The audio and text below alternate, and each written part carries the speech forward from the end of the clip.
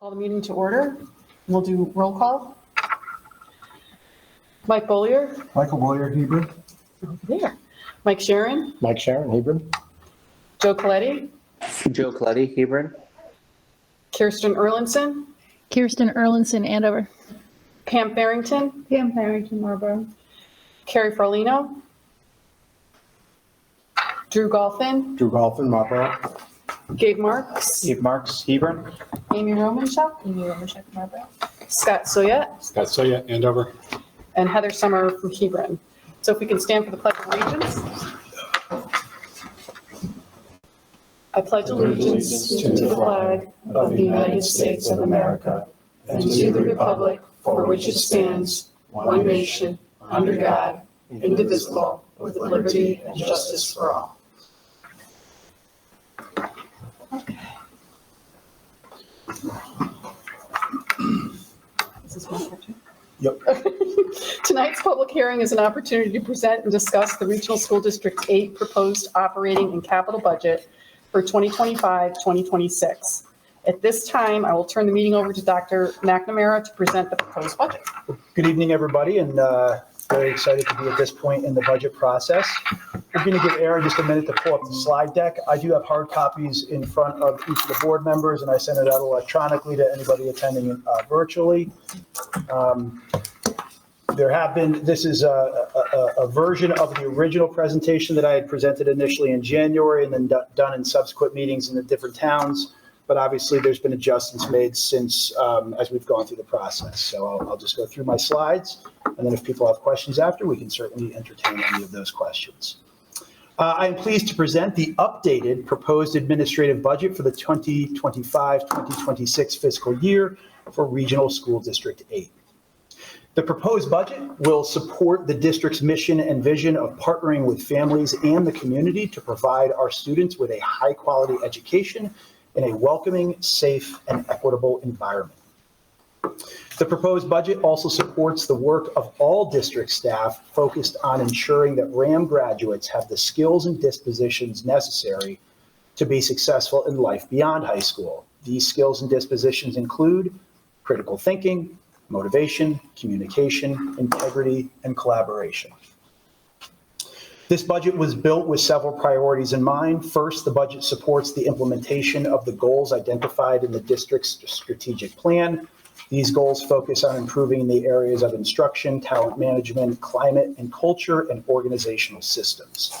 The budget also supports the academic and social and emotional needs of students and enables us to maintain a program of studies with a variety of course offerings and career pathways that ensure RHAM students are college and career ready upon graduation. Finally, it enables us to improve and maintain the district's facilities and grounds. The proposed budget for fiscal year 25-26 is $32,620,487 and represents an overall budget increase of a 2.6%. This amount is a combination of a net operating budget of $32,054,487 and a capital budget of $565,487.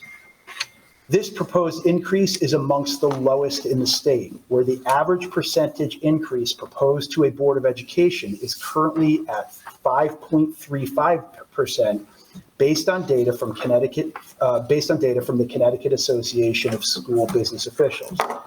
This data currently shows that there are only 5 districts in Connecticut with a proposed budget that has a lower percentage increase than ours. Since initially proposing a 4.3% budget increase to the Region 8 board in January, efforts have been made to reduce the original proposal. $443,414 has been removed from the budget that was initially proposed. This amount is a combination of $282,790 from capital and $160,624 from operating. Furthermore, a math teaching position was eliminated. Salary and benefits for this position equate to an additional $133,000 in reductions from the budget. The member town levy paid by each town is determined by the percentage of students enrolled from each town as of October 1st. The percentage of students enrolled in RHAM Middle School and High School from both Andover and Marlboro has declined, while the percentage of students from Hebron has increased. This shift in enrollment has decreased the levy for Andover and Marlboro, but increased Hebron's. The audit for the Region 8 23-24 budget was finalized and presented, as you know, to the board in February. The surplus from last year will reduce each town's levy payment for next year's budget through a credit offset. This surplus is the result of a variety of factors, including unfilled vacancies, new staff hired at lower salaries, a substitute bus driver shortage, routinely resulting in combined runs, outplaced students returning to district, which is something we're always striving for, and a reduction in contracted services for students. In total, the surplus of $1,383,719 will be divided in two ways. Region 8 will maintain the equivalent of 2% of last year's total budget to help pay for a large-scale capital project of the track. The remaining $758,120 will be divided between the three feeding towns and applied as a credit offset for next year's budget. This chart provides the positive impact of the credit offset, which when applied to each member town levies. As you can see, Andover's levy will be reduced by $101,816 due to the credit offset, for a total reduction of $134,374. Hebron's levy will be reduced by $379,060 for an increase of $670,173. And Marlboro's levy will be reduced by an additional $277,245 to a total reduction of $467,554. There are several drivers increasing the proposed budget over the current years. Significant budget drivers include health insurance, which is currently budgeted now at 7%, contractual salary increases, special education purchase services, technology, hardware and software, transportation, and utility costs. The budget also includes significant reductions from the current year. The notable reductions include special education outplacements, special education transportation, and fuel costs. Another significant budget driver is our newly established partnership with the Columbia Board of Education, which makes RHAM High School a school of choice for incoming freshmen from Columbia beginning next school year. For each Columbia student attending RHAM, Columbia will pay a base tuition of $15,124, plus any additional costs associated with specialized instruction or services provided to students with identified needs. Columbia will be responsible for all transportation costs of their students. The tuition that is paid by Columbia is factored into the Region 8 budget as revenue and reduces the member town levy paid towards our budget by Andover, Hebron, and Marlboro. It currently reflects, and it will reflect for all of the year because we now know the students, it reflects a total of 9 Columbia students attending RHAM High School for next year. I would be remiss if I didn't highlight the budgetary impact of our annual debt payment paid towards the principal and interest of school construction and renovation projects from over 20 years ago. During last year's budget season, we realized a $655,900 reduction in the debt bond payment from the previous year. This was a significant reduction on our budget from previous fiscal years. For next year and the year after, we will see nominal changes in the debt payment until it is paid off at the conclusion of the 26-27 fiscal year. I've noted it before, and I want to note it again, that we are faced with numerous high-cost projects in the very near future that will require bonding. These projects include a new roof for both schools, replacing the boilers, chillers, and HVAC controls, new fire and security systems, a new loading dock area, and replacing the tennis courts and adjacent fencing. The total cost for these projects will be over $10.5 million, and it is critical that these projects are done in a timely manner in order to maintain the safety and integrity of our buildings and grounds. This chart shows shows the percentage distribution of the proposed budget by each object category in relation to the total budget. As you can see, 73% of the proposed operating budget is allocated towards employee salaries and benefits. These are fixed costs associated with staffing the schools. The funds proposed for next year's capital budget represent a small percent of our actual needs. The development of the capital budget was a collaborative effort between district administration and members of the facilities and finance subcommittees. The proposed capital budget is $565,487, which is $65,710 higher than the current year's budget. The proposed capital budget will enable the district to continue to address ongoing sidewalk repairs and the replacement of the track.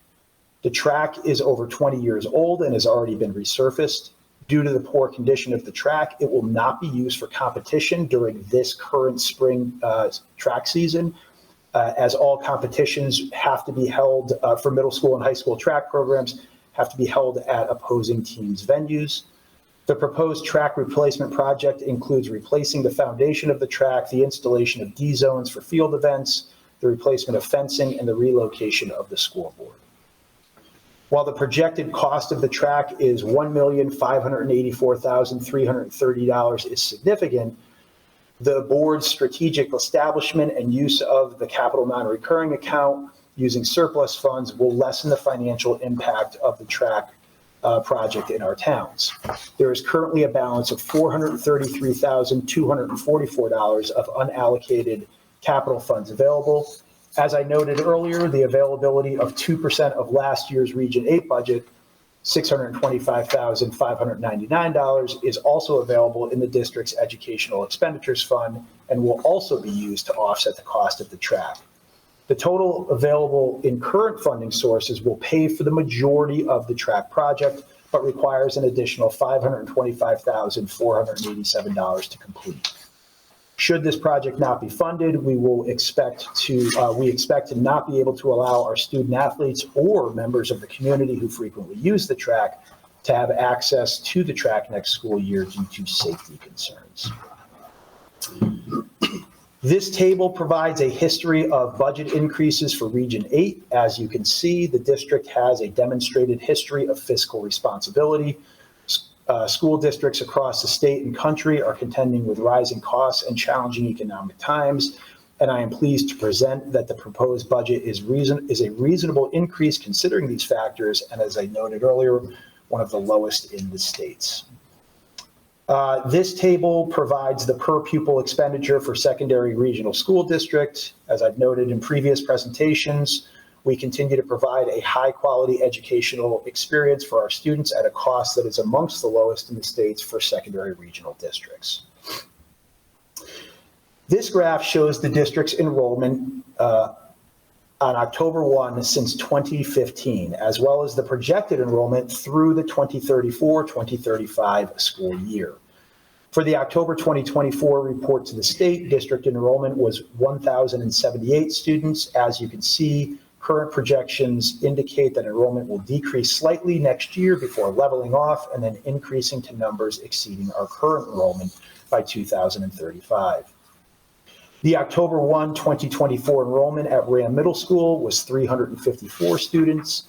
Enrollment at the middle school is projected to remain steady for the next few years before increasing to in the 2028-2029 school year.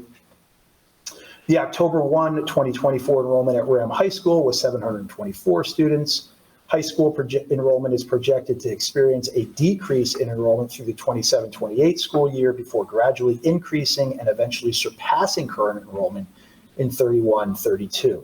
These projections do not factor in Columbia students who will be attending RHAM. It is important to note that over the next 10 years, the elementary districts feeding into RHAM are projected to increase their combined enrollments by approximately 200 students. This graph shows the projected combined elementary enrollment of Andover, Hebron, and Marlboro through the 2034-2035 fiscal year.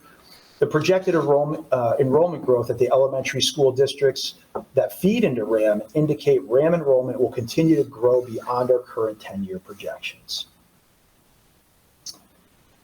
The proposed budget also includes 3 safety and security offers to work collaboratively, in both schools. These positions will improve the security posture of the district, collaborating with our school resource officer, administration, and hallway monitors, and help the front office staff manage visitors accessing the building. The budget also includes the addition of an athletic trainer. We have been using independent contractors to meet our athletic training needs for the current school year, and we are currently working to identify a candidate to serve in this capacity on a full-time basis. It is in the best interest of student athletes and coaches to have a full-time dedicated staff employee to serve in this capacity to ensure consistency and continuity of care. And this board, and we appreciate the board's support in hiring an athletic trainer to do that.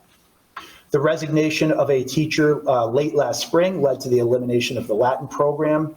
Since the resignation was given after the adoption of the current year's budget, the elimination of the position is reflected in the budget for the upcoming school year. And as I noted earlier, the budget also reflects the reduction of a math teaching position at RHAM High School. And it also reflects 2 special ed paraeducators. These are current vacancies that we have had it's been challenging to fill, and we can currently meet student needs without those positions. I felt it would be important to highlight the return on the community's investment into our district, as RHAM Middle and High School provide tremendous opportunities to our students. At the high school, our students perform at levels that are well above state averages in standardized assessments and have the opportunity for a more personalized learning experience with the inquiry team. At the high school, our students can choose over 250 course offerings and 25 career pathways. The program of studies currently offers 33 dual enrollment opportunities for students to earn college credits, as well as career and technical education courses, which provide desirable skills and prepare graduates to immediately enter the workforce in high-paying careers. Students continually achieve at high levels and find success in AP classes and score well above state and national average SAT scores. RHAM High School annually ranks as one of the top schools in the state by U.S. and News World Reports based on a variety of metrics. RHAM also provides a high-quality experience for students beyond academic achievement, as it has been recognized as a best community for music education for 8 consecutive years. Our fine and performing arts programs and classes enable students to achieve at high levels and be recognized statewide and nationally for their hard work and talents. RHAM students are also provided with opportunities to develop their skills and excel as student athletes. Last year, RHAM had 3 state championship teams, 2 state runner-ups, and 6 CCC division champions. Numerous student athletes earned individual acclaim as state, all-conference, and triple threat athletes. The proposed administrative budget reflects the effort of the district and school administration, department coordinators, and other staff to put forward a responsible budget that maintains the high-quality educational programming and facilities that the RHAM community has come to expect.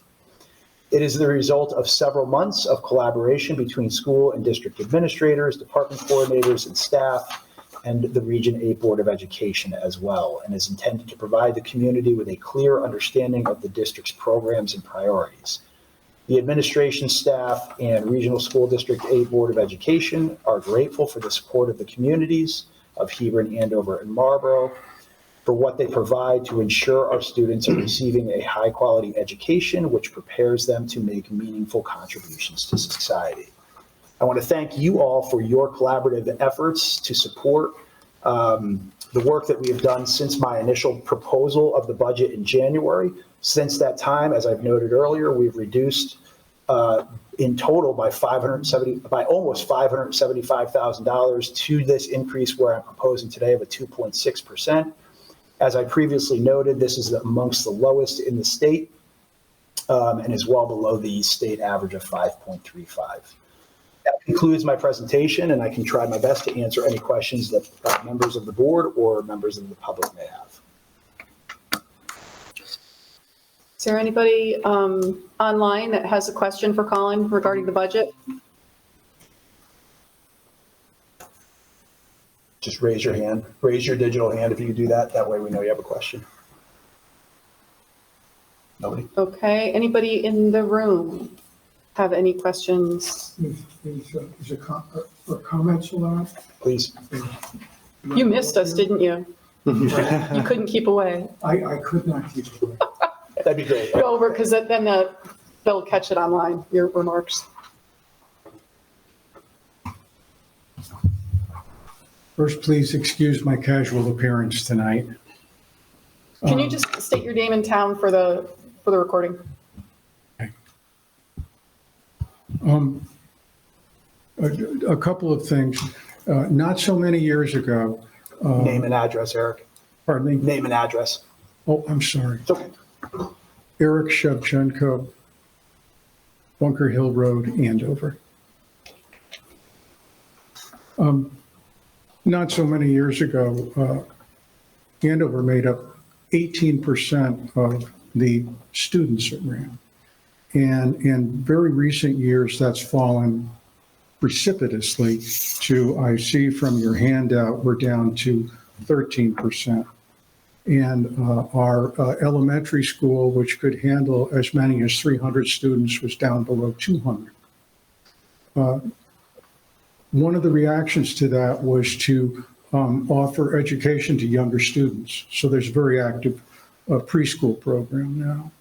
And the good news, as I see it, is that there are numbers of children that are now at Andover Elementary in significantly increased numbers, but at the very earliest stage. So eventually, I look forward to us representing a greater percentage of RHAM, in the future. But I think that's going to take a number of years to get there. I view the budget as very responsible. I have no objections to it. I have one other comment, and that is regarding the safety/security officers that are being added.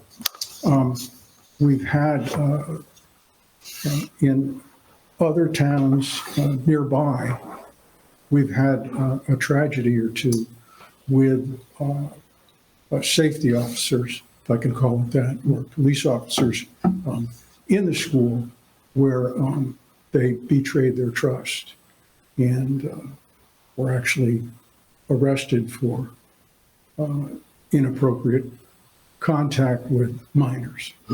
So what I would encourage the board to do would be to vet these people very, very carefully. Perhaps as a suggestion,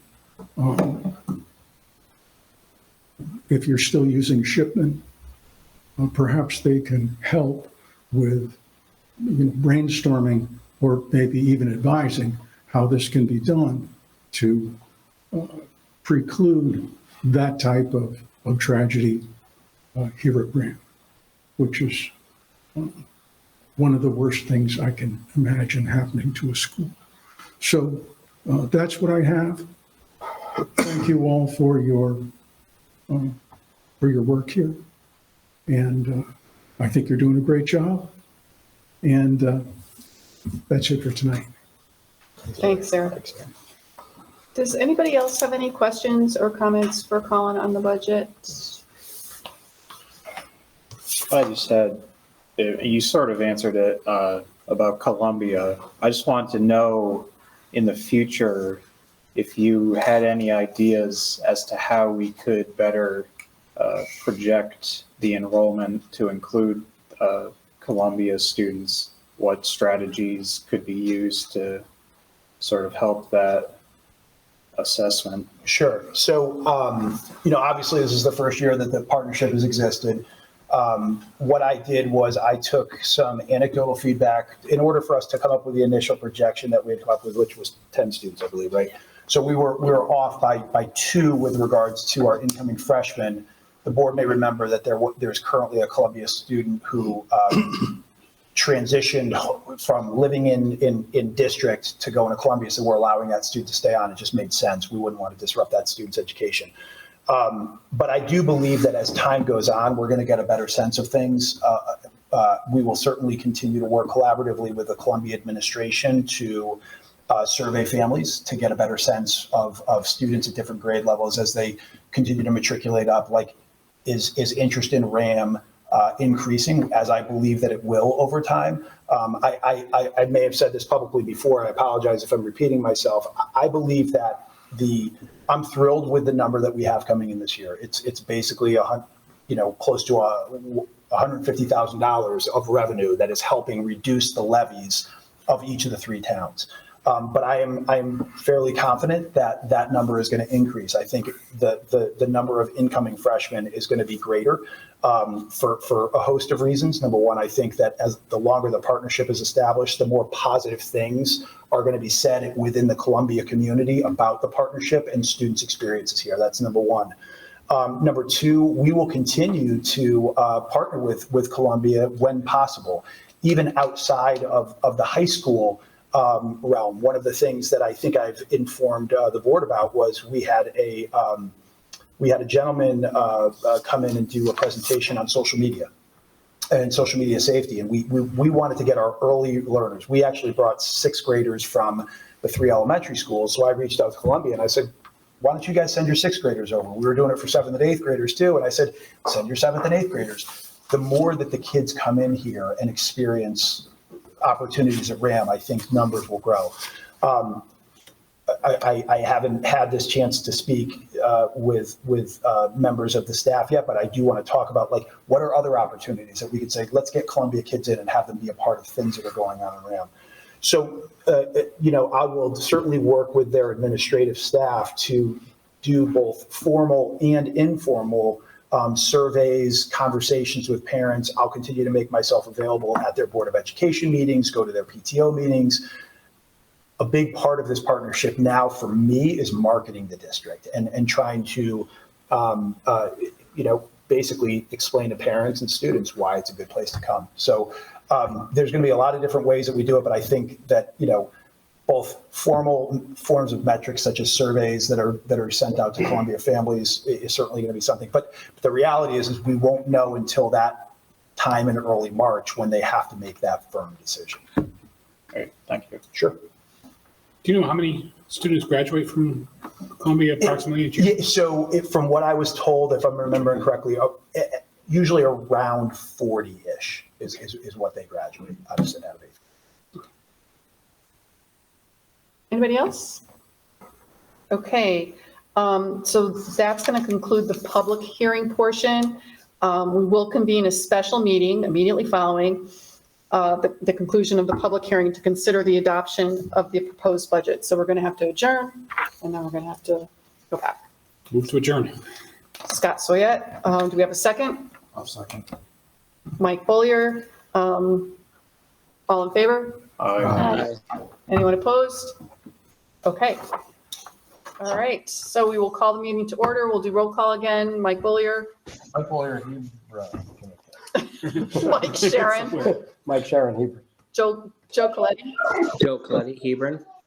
Kirsten Erlinson, Kirsten Erlinson, Andover.